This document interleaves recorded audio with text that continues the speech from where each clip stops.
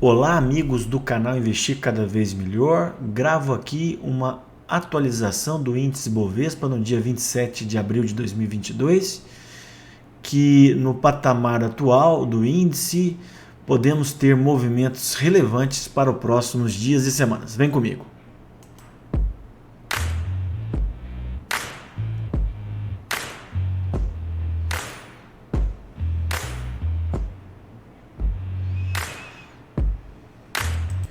Antes de mais nada, eu gostaria de comentar com os inscritos no canal, né, que a gente não gravou o fechamento da semana passada por motivo de viagem minha, mas eu estava esperando um momento especial para a gente gravar essa atualização. Aquilo que a gente sempre mostra, né, que esse vídeo tem apenas um caráter educacional. Quais são os temas que eu vou abordar?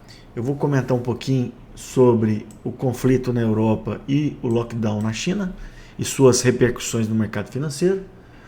Vou comentar sobre a inflação, que ainda é o tema principal, comportamento das commodities, das bolsas americanas, também como é que está o saldo estrangeiro na B3, dólar no Brasil, situação do Ibovespa, e vou finalizar que eu acho que a gente está num momento muito importante, decisivo, e vou comentar também sobre uma frase importante do mercado financeiro. Bom, vamos começar sobre o conflito na Europa.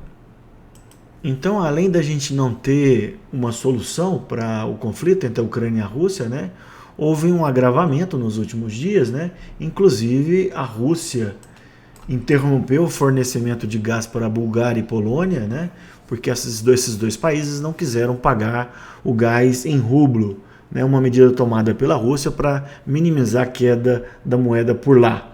E que deu certo, né? O rublo acabou mantendo-se forte, né? Isso, a Rússia inclusive ameaça o fornecimento de gás para outros países. Então a situação lá é ruim e acaba afetando o preço das commodities. Um agravante, com o aumento de casos na China, né, do Covid, houve um lockdown nas principais cidades, né? E isso com certeza vai afetar tanto o preço das commodities como o abastecimento de peças e outras coisas importantes onde são produzidas na China, que pode afetar as cadeias produtivas mundo afora, tá? Outra preocupação, né, essa é um pouquinho mais marginal, é que a gente, no começo da pandemia em 2020, a China começou com um lockdown, né, e depois passou para o resto do mundo. Obviamente a situação atual é muito diferente, especialmente nos países ocidentais, onde a vacinação está muito adiantada, e então é uma preocupação a doença do Covid, é uma preocupação, mas por enquanto é uma preocupação um pouco mais marginal. O problema é que as commodities já vinham em alta, né? E com esse conflito mais o lockdown acaba sendo um pouco mais pressionada. A gente vai ver que momentaneamente as commodities metálicas foram pressionadas para baixo, tá? Gravei recentemente no meu canal esse vídeo sobre fundos imobiliários, quem tiver interesse. Bom, então vamos comentar agora sobre a inflação, que ao meu ver continua sendo o principal fator para o mercado financeiro nos próximos meses, né? Com a inflação mundo afora, aqui no Brasil a gente já subiu bastante os juros e nos Estados Unidos está começando a subir e na Europa também, tá? Então a inflação já vem mostrando esse slide há algum tempo, ela está em forte alta, né? E no Brasil também, né? Hoje saiu o IPCA 15, a gente teve um aumento de 1,73, tá? Porém, foi abaixo do mercado. Inclusive, esse gestor aqui comenta que foi até uma surpresa positiva, tá? Então, o que a gente tem comentado ao longo dos últimos vídeos, né? Que a inflação no Brasil, ela continua em alta, mas possivelmente, em algum momento, ela vai ceder daqui para frente, tá? A taxa de juros hoje no Brasil está em 1,75, deve chegar a 13%, mais ou menos, como a gente comentou e vai comentar em breve. O grande problema que está assustando o mercado é que o presidente do Fed nos Estados Unidos está fazendo um discurso mais duro, né? E hoje a taxa por lá, que está muito baixa, deve ter uma aceleração de meio ponto até 0,75 em cada reunião nos próximos meses, né?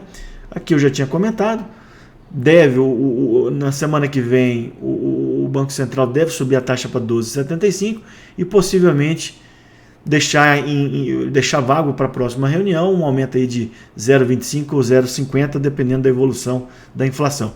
Do meu ponto de vista, eu acho que com a subida de juros no Brasil, já nos últimos meses, possivelmente a gente deve estar estagnando a inflação.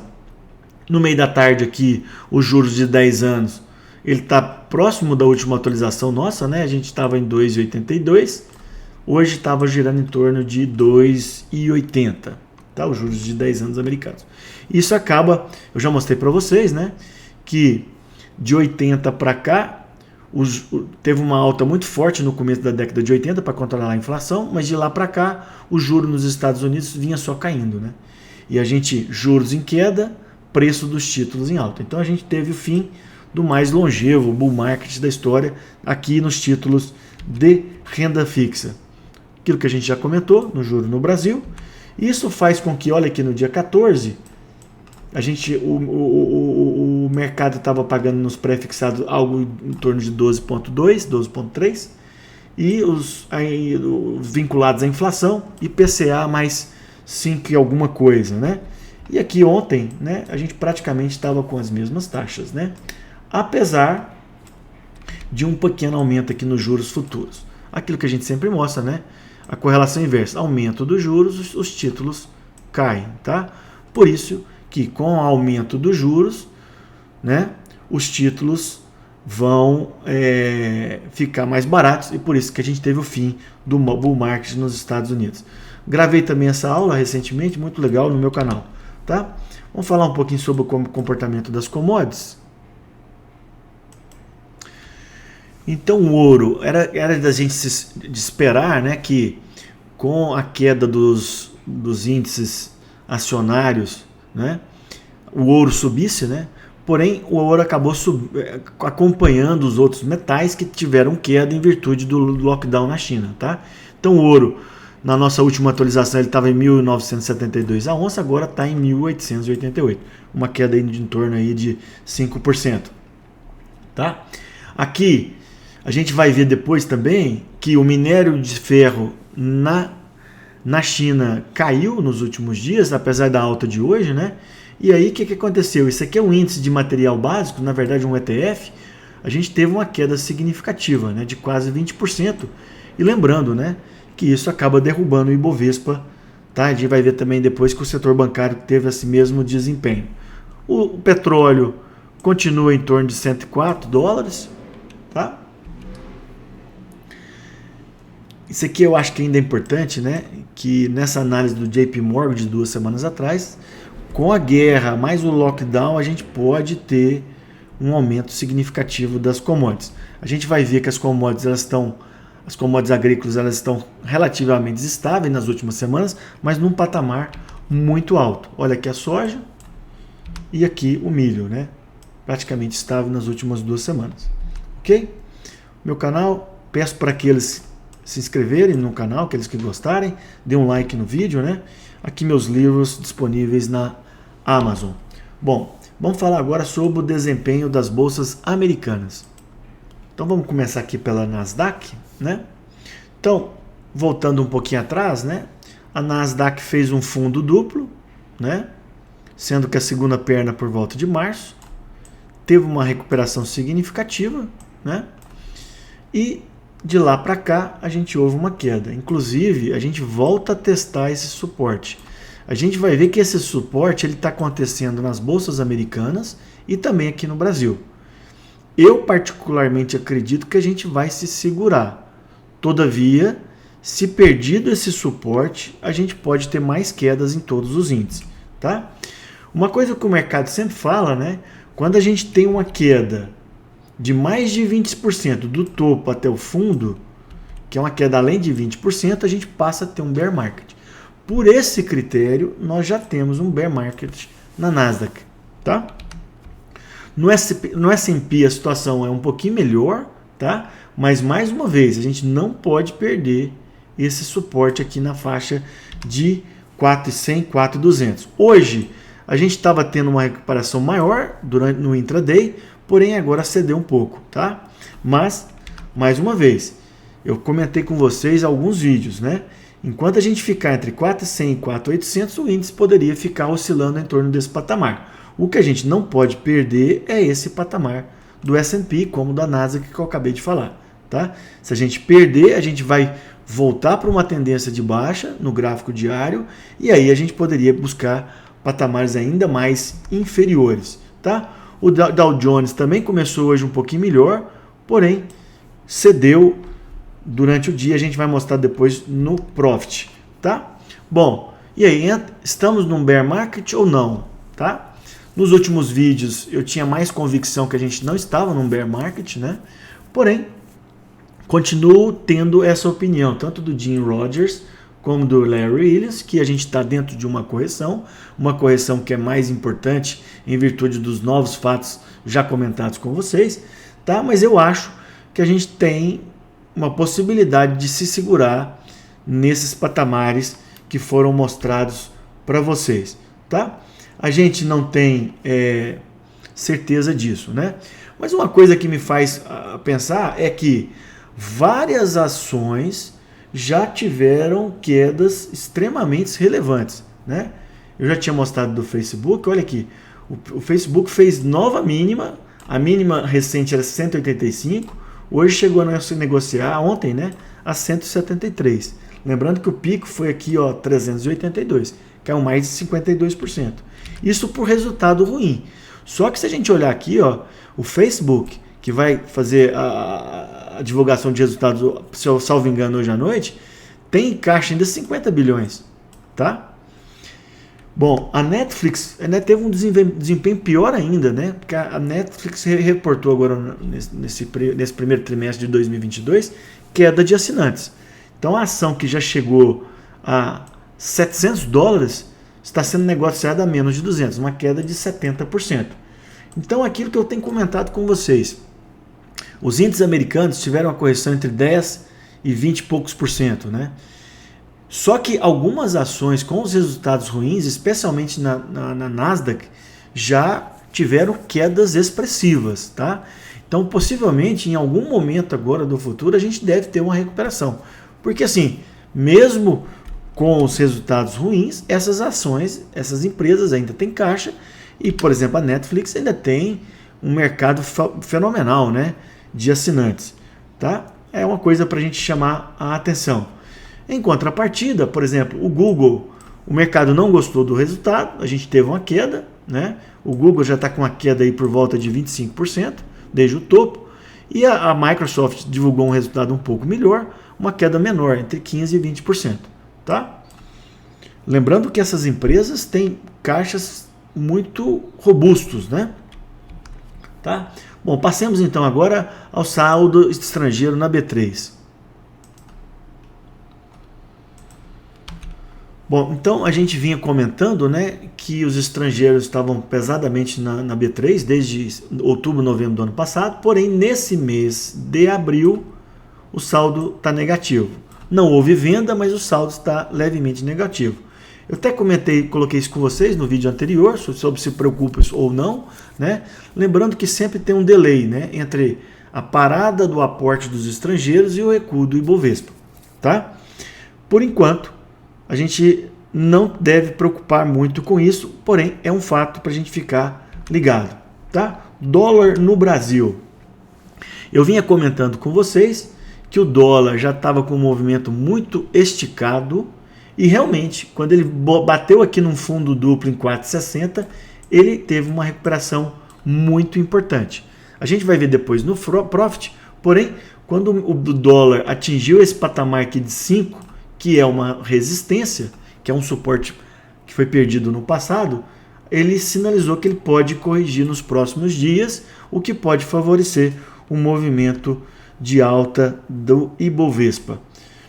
A gente tinha comentado, né, que o movimento de queda do dólar era basicamente em virtude do carry trade, né, que é aquilo que o estrangeiro pega dinheiro fora a juro muito baixo e investe no Brasil a 12%. E além do fluxo estrangeiro. A gente viu que isso aqui está diminuindo, né? E aqui entrou agora a situação fiscal e o cenário político que estão pressionando o dólar no Brasil. Enquanto isso, lá fora, o dólar index continua em alta, coisa que a gente já vem falando, né?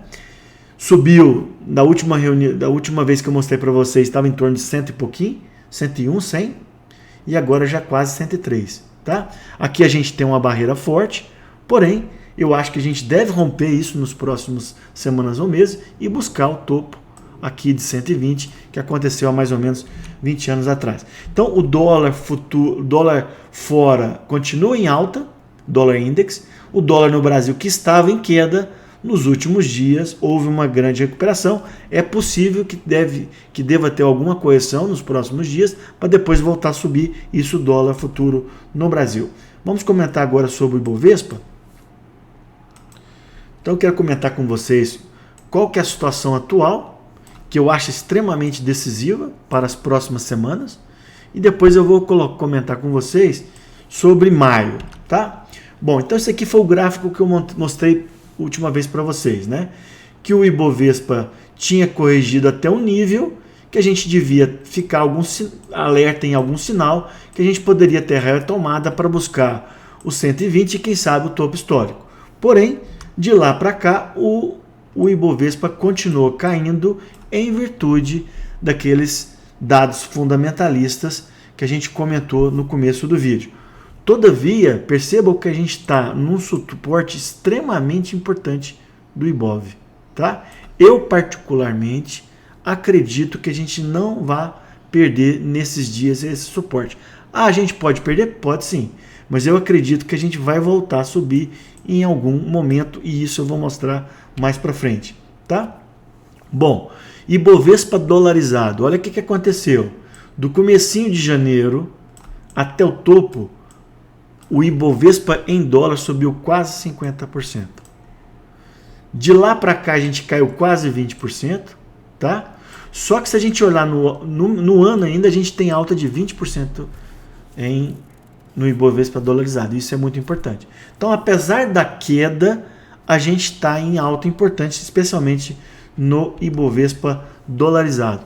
Eu comentei com vocês que essa queda recente ela foi baseada pelos índices de materiais básicos, porque as ações de varejo já estavam em queda, né?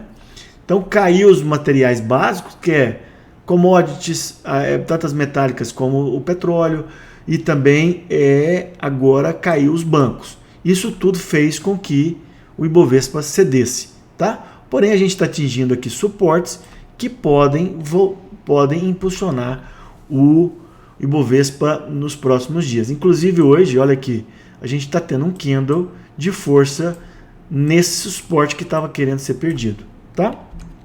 Bom, vamos comentar agora aqui o que eu chamei de movimentos decisivos e aquele negócio, né, que venda em maio e vai embora da bolsa, se isso é válido ou não, tá? Uma coisa que a gente tem que perceber é o seguinte: toda vez que a gente vai fazer uma análise, e isso vale para qualquer pessoa, a gente é incomodado ou a gente é atrapalhado por um viés, tá? E isso a gente pode ficar um pouquinho mais otimista como um pessimista. Toda vez que a gente está em patamares de decisão, a gente sempre vai pesar isso. Olha, eu vou ficar otimista ou pessimista, vai subir ou vai cair. E é assim mesmo, tá? Então, o Damodaran, que é um dos principais analistas, principais pessoas que fazem valuation de empresas, ele fala claramente que sempre existe um viés nas análises, né? E isso pode atrapalhar a gente. Eu estou querendo mostrar para vocês porque é o seguinte: a gente tem esse ditado no mercado, né? Venda em maio e volte lá em julho, em outubro, né? Vai embora do mercado durante alguns meses. Só que eu fui ver, isso é frequente no mercado americano, inclusive também no Brasil, porém, nos últimos anos, olha aqui, 2021, perdão, aqui está errado, tá? 2021, a Bolsa Brasileira subiu 6% em maio. Em 2020, 8,57%. Em 2019, aqui também está errado, perdão, tá? Aqui subiu um pouquinho. 18 realmente a gente caiu muito em maio. Em 2017 a gente caiu, porém a gente estava em alta. Foi o Joesley Day que derrubou. Então esse ditado de sell and may and go away nem sempre é verdadeiro, tá? Bom, uma coisa importante é que eu vou mostrar para vocês qual que é a minha opinião sobre o cenário atual. Mas nessa aula que eu coloquei no meu canal, a gente vai ver que o ato de investir é sempre repleto de dúvidas. A gente nunca tem controle sobre o futuro, tá? Sempre a gente vai ter que escolher um ativo sobre o outro, ou aumentar uma posição no ativo ou diminuir. Isso acaba gerando estresse. A gente vai errar, isso a gente precisa acostumar, tá? Então, você pode escolher escutar a minha opinião, pode escutar a opinião de outras pessoas, tá? Mas a gente nunca vai ter certeza do futuro. Todavia, eu acredito que no atual cenário, eu vou mostrar para vocês no Profit, eu acredito que a gente tem mais critérios que nos levam a comprar os ativos no Brasil do que a vender. Isso também vale para o mercado americano. Obviamente, isso não é uma recomendação de investimento. É uma opinião própria. Vocês devem ouvir outras pessoas e tomar suas próprias decisões. A gente sempre fala que nesse conceito de investir sozinho, a gente tem que pegar todos os dados disponíveis, aqui eu mostrei os mais relevantes, a gente escutar as pessoas e tomar as decisões. A gente vai acertar e a gente vai errar, tá? Vou mostrar agora para vocês no Profit para a gente finalizar esse vídeo. Então aqui no Profit eu quero mostrar 3 ativos para vocês. O primeiro é o dólar futuro aqui no Brasil. Eu tinha comentado com vocês que nós fizemos um fundo duplo por volta de 4,60 e de lá para cá o dólar subiu praticamente 10%. Tá? No dia de hoje, em cima de uma resistência, o dólar faz um candle de indefinição, um candle de dúvida. Tá?